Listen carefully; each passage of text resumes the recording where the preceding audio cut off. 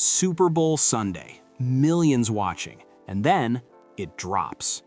JFK's voice echoes through living rooms across America. We choose to go to the moon in this decade and do the other things, not because they are easy, but because they are hard. We choose to go to the moon, not because it is easy, but because it is hard. But this isn't about the moon anymore.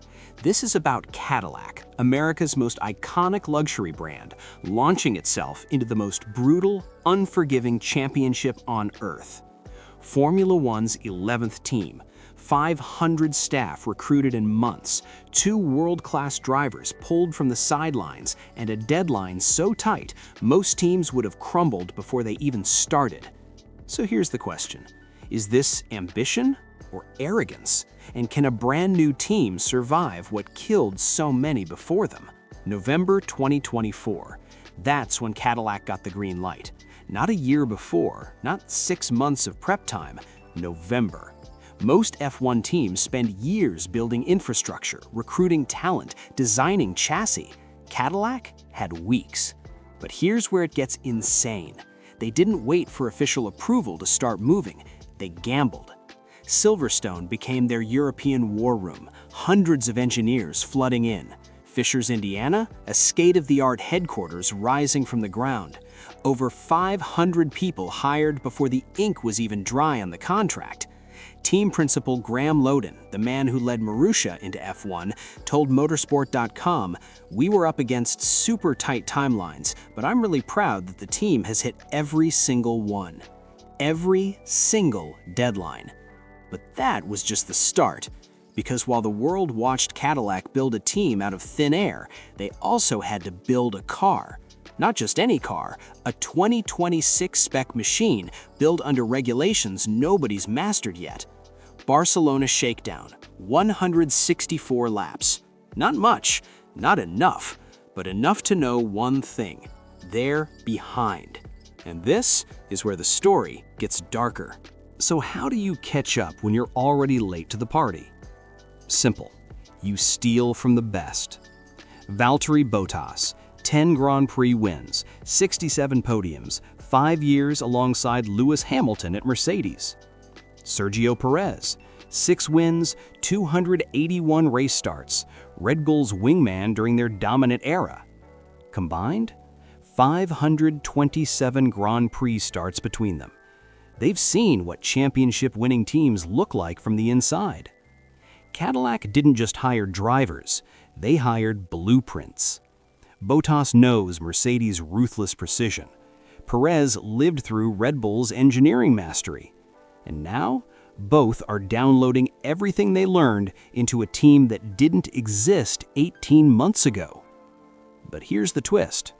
Neither driver got a seat in 2025. Both spent a year on the sidelines, watching, waiting, hungry. And Cadillac gambled that hunger would be enough.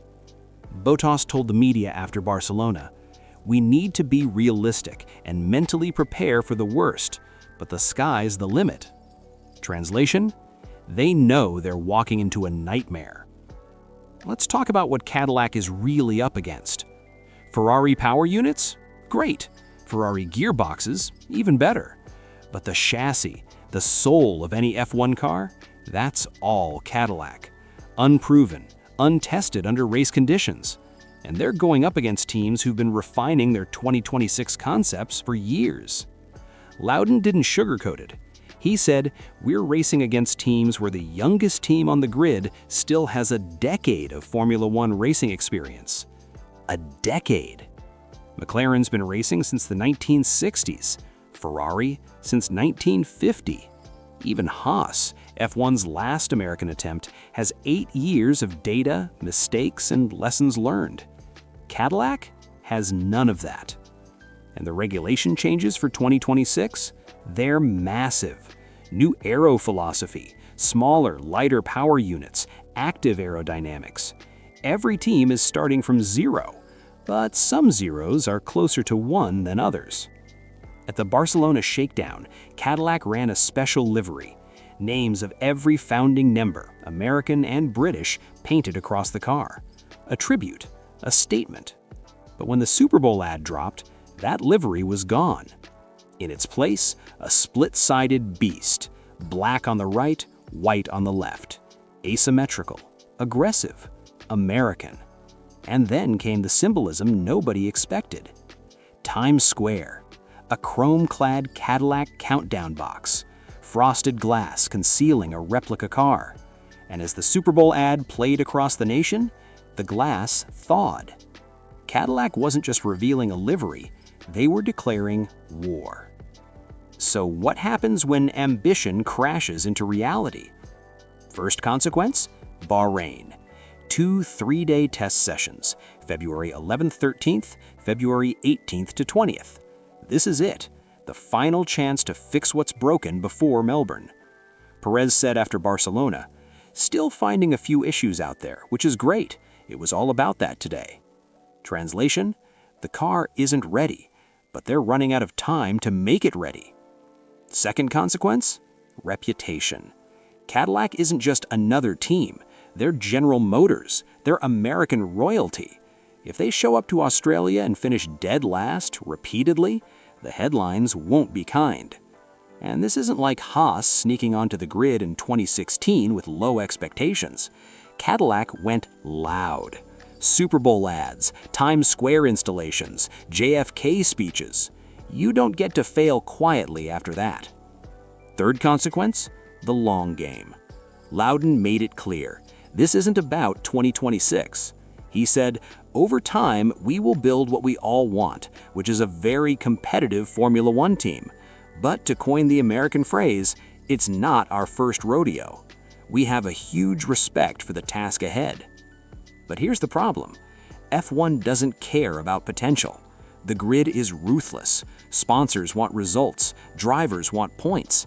And if Cadillac can't prove they're serious by mid-season, the vultures will circle. So how does this story end? Scenario 1, the underdog miracle. Cadillac's Ferrari power delivers. Bottas and Perez's experience pays off. By mid-season, they're fighting for points, maybe even a podium on a chaotic weekend. The American dream survives its first collision with reality. Scenario 2, respectability without glory. They finish 9th or 10th in the constructors. Not great, not embarrassing. They prove they belong, but not that they can win. And the question becomes, how long until impatience kicks in? Scenario 3, the collapse. Reliability nightmares, constant DNFs, last place in every session. By Abu Dhabi, the paddock whispers start. Will Cadillac even make it to 2027? Because here's the thing about F1.